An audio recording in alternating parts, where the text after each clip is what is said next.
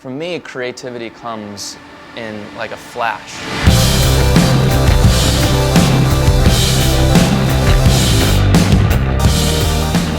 In Morocco, it was like that. It was kind of like that mystical place in my head where I just felt like treasure was there. I felt like there was something to be found. Those 8 days, something special happened. I think it was a combination of not being able to write songs for a couple years, being in a studio environment with Paul Epworth, who's really creative and we have fun together writing, and then being in Morocco, being away from home, being outside of our comfort zones and being in a place that culturally was just is so alive.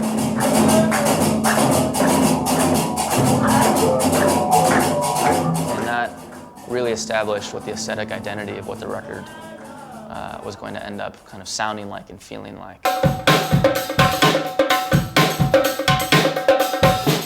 I think African rhythms and kind of more Eastern sounds was something that we wanted to be close to. So I think just, going to Morocco, going to the source was definitely a compelling reason for us to start the writing process there. There's two sides to songwriting for me. There's like the spiritual lightning in a bottle, like expression. That's where the concepts come out. That's when things come out that I never would have thought of if I just had a pen in my hand and I was like being analytical.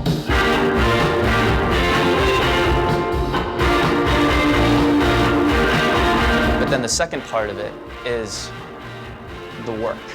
And that's kind of when I'll go in technically and figure out what needs to be there, what the lyrics are.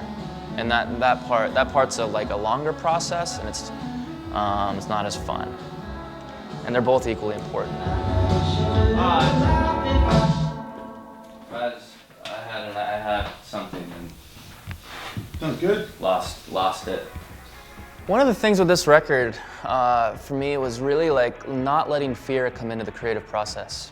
The voices of our fans and the voices of our critics were in my head going into this process, but I knew that if I let those voices live in my head, and if I let that chatter dictate what I do next creatively, that the music wasn't and the lyrics weren't going to come from an authentic place.